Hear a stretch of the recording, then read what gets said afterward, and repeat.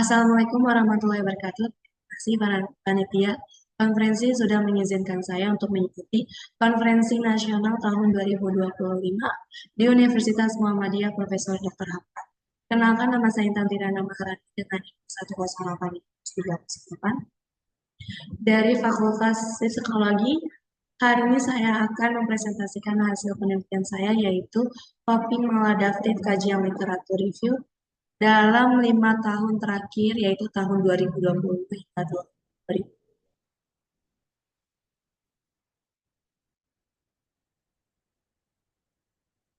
Berikut adalah latar belakang saya, bahwa setiap manusia itu pasti memiliki tekanan atau masalah dalam berbagai situasinya. Nah, cara seseorang dalam merespon masalah tersebut itu sangat dipengaruhi juga oleh coping yang digunakan. Nah, dalam coping ini ada dua macam coping menurut Calvin. Ada coping adaptif dan juga ada coping maladaptif. Nah, strategi coping adaptif itu adalah membantu individu secara sehat dalam mengelola stres dan menyelesaikan masalah. Sementara untuk gaya maladaptif atau coping maladaptif itu adalah gaya penanganan yang kurang bermanfaat dan tidak relevan ya, dalam mengelola sumber stres serta dapat meningkatkan seperti penghindaran, penyangkalan, atau penyalahgunaan zat yang dapat membentuk kondisi psikologis serta masalah yang tidak terselesaikan. Nah, penelitian mengenai coping maladaptif itu sebenarnya terus berkembang dalam berbagai konteks seperti penyakit kronis ya. Menurut Bensol et al. Tahun 2010, trauma masa kecil tahun 2017, stres kerja. Menurut Handy tahun 2019 dan juga penggunaan internet menurut Cardeville Winter tahun 2014. Nah, beberapa penelitian juga menunjukkan sebenarnya bahwa coping maladaptif itu berkaitan erat dengan munculnya gangguan psikologis seperti depresi, kecemasan, stres, dan juga penyimpangan dan juga perilaku penyimpangan yang menurut Leo tahun 2019 dan juga tahun. Nah, namun dari hasil tersebut dari penelitian tersebut memiliki perbedaan pendekatan penelitian yang masih terlihat dalam definisi, indikator, dan juga alat ukur yang digunakan. Nah, oleh karena itu, peneliti atau saya tertarik untuk mengulas mengenai coping maladaptif dalam 5 tahun terakhir melalui kajian literatur untuk mengidentifikasi perkembangan konteks, variabel, dan instrumen yang digunakan. Nah, hasil kajian ini juga diharapkan dapat menjadi dasar dalam coping maladaptif.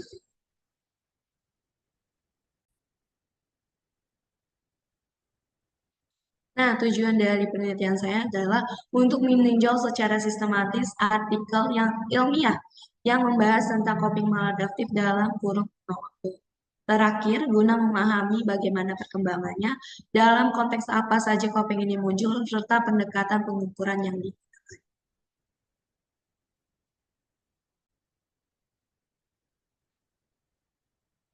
Landasan teori yang membahas mengenai coping maladaptif itu menurut yang saya pakai adalah menurut Carver ya. Menurut Carver, coping maladaptif ini adalah strategi penanganan masalah yang kurang efektif dalam mengelola stres dan juga bisa menimbulkan dampak negatif yang lebih besar. Menurut Carver juga ada 6 bentuk coping maladaptif. Yang pertama itu ada denial, penolakan, yaitu menghindari realistis atau menolak keberadaan masalah. Yang kedua ada behavioral detachment, yaitu atau pelepasan perilaku ya, yaitu adalah menyerah atau menarik diri dari usaha untuk mengatasi masalah. Yang ketiga adalah substance use atau penggunaan zat, yaitu menggunakan alkohol atau obat-obatan tertentu sebagai pelarian. Yang keempat adalah mental detachment atau pelepasan mental, yaitu mengalihkan perhatian melalui aktivitas lain agar tidak memikirkan masalah. Yang kelima adalah self blame, yaitu adalah menyalahkan diri sendiri, yaitu adalah merasa bersalah atau menyalahkan diri atas situasi yang terjadi. Dan yang terakhir adalah venting, yaitu adalah pelampiasan emosi secara berlebihan tanpa menyelesaikan sumber masalah.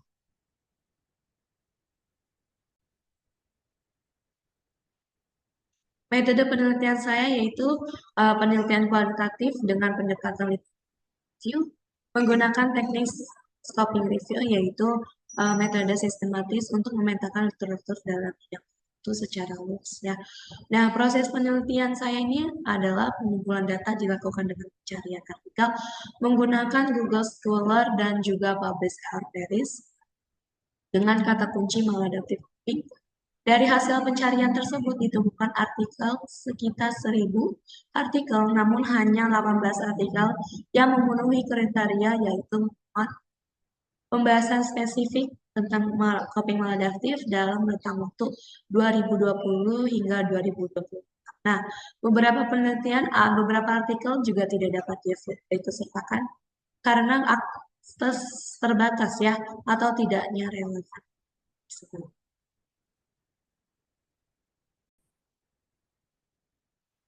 Berikut ada hasil penelitian saya mengkaji judul, metode penelitian dan juga alat ukur kopi maladaptif yang dipakai oleh peneliti dan juga ada partisipan dan juga ada hasil. Berikut adalah hasil penelitian saya.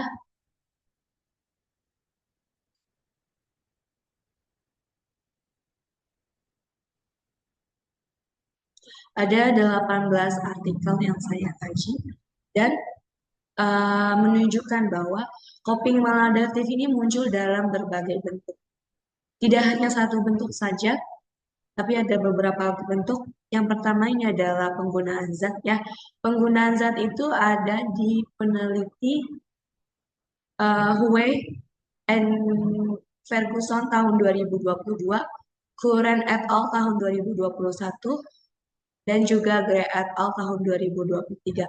Ada penghindaran emosi juga, seperti denial dan juga self-destruction itu penelitian dari Push et al. Tahun 2021. Ada Red and Alina tahun 2021. Dan juga ada bentuk rumination atau perundungan berulang dari penelitian Smith et al. Tahun 2024. Dan juga ada bentuk self-blame dari penelitian Benuto et al. Tahun 2022. Red dan Alina tahun 2021. Ada bentuk juga behavioral assessment, itu adalah Gracie et al. Tahun 2022 dan juga Benuto tahun 2022. Ada juga bentuk self-help khusus pada remaja, yaitu adalah penelitian dari Demotoha Eva et al. Tahun 2020. Terus ada juga bentuk dari disfungsi kognitif seperti deceptive thinking ya. Dia itu dari penelitian dari hasil penelitian Bettner dan Brand tahun 2021 dan juga overkompensasi akibat pola asuh dari penelitian Khosravi et al. Tahun 2020. Nah, ini menunjukkan bahwa ketika seseorang mengalami tekanan psikologis yang berat, respon yang muncul itu sangat beragam, tidak hanya satu, dan tergantung dari latar belakang pribadi seseorang, ada juga dari sosial dan bahkan juga konteks budaya. Nah, dalam coping maladaptif ini juga tidak hanya muncul dari satu kelompok saja, tapi ada beberapa kelompok atau populasi, mulai dari pasien dengan penyakit klinis atau kronis itu dari penelitian Grassi et al. Tahun 2022 dan juga penelitian dari Higuchi tahun 2020. Ada korban trauma masa kecil dari Watts et al. Tahun 2020, ada mahasiswa juga dari et al. Tahun 2004, ada remaja juga dari Demotova et al. Tahun 2020, hingga kelompok masyarakat yang berdampak pandemi COVID-19 ya, karena COVID-19 itu kan dari tahun 2020 sampai tahun 2021. Nah, itu dari penelitian Greel et al. Tahun 2023, Cho et al. Tahun 2021, dan juga Chen Ebrahimi et al. Tahun 2021.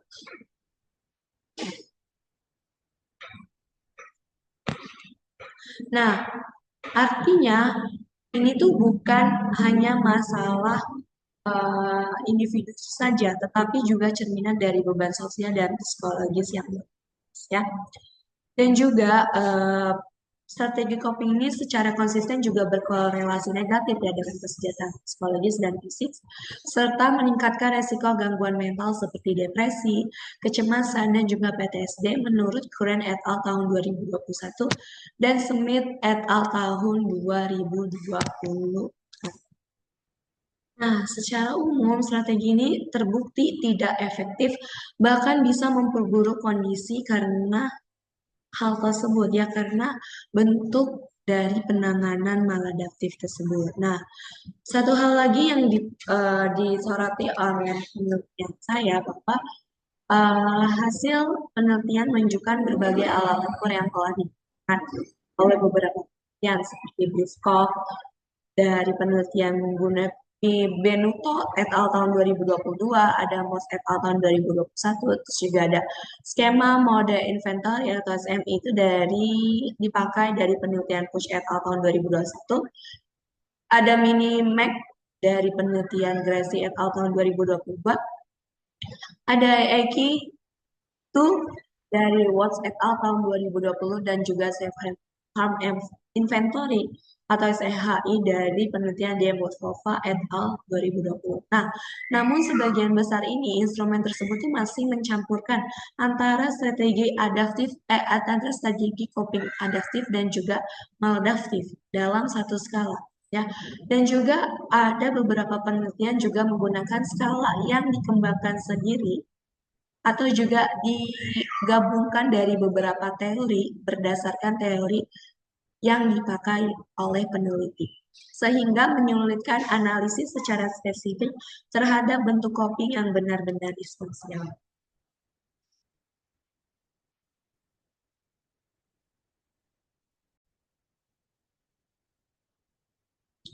Kesimpulan pada penelitian saya bahwa coping maladaptif itu muncul dalam berbagai bentuk seperti avoidance, substance use, denial, self-blame, hingga self-harm, dan berkontribusi signifikan terhadap penurunan kesejahteraan psikologis maupun fisik, serta meningkatnya resiko gangguan mental ya seperti depresi, kecemasan, dan juga PTSD. Nah, strategi ini juga ditemukan dalam berbagai hal ya, berbagai populasi, bukan hanya yang satu aja, termasuk dari pasien klinis, korban trauma, mahasiswa, remaja, serta masyarakat yang berdampak pada COVID-19 ya. Jadi coping maladaptif itu bisa menyebabkan hal yang lebih buruk lagi ya. Dan juga sebagian besar instrumen itu masih menggabungkan antara strategi coping adaptif dan juga maladaptif dalam satu skala atau menggunakan skala yang dikembangkan sendiri berdasarkan teori masing-masing. Nah, kajian ini menyoroti urgensi pengembangan instrumen alat ukur yang spesifik, relevan dan konseptual untuk mengidentifikasi coping maladaptif ya. Instrumen tersebut diharapkan dapat digunakan dalam evaluasi dan intervensi psikologis yang lebih tepat. Hasil kajian ini menyoroti urgensi pengembangan instrumen alat ukur selanjutnya. Berikut adalah referensi saya, sumber penelitian saya. Terima kasih sudah mendengarkan dan juga sudah mendengarkan dan juga sudah melihat presentasi hasil penelitian saya. Mohon maaf apabila ada kesalahan. Terima kasih. Wassalamualaikum warahmatullahi wabarakatuh.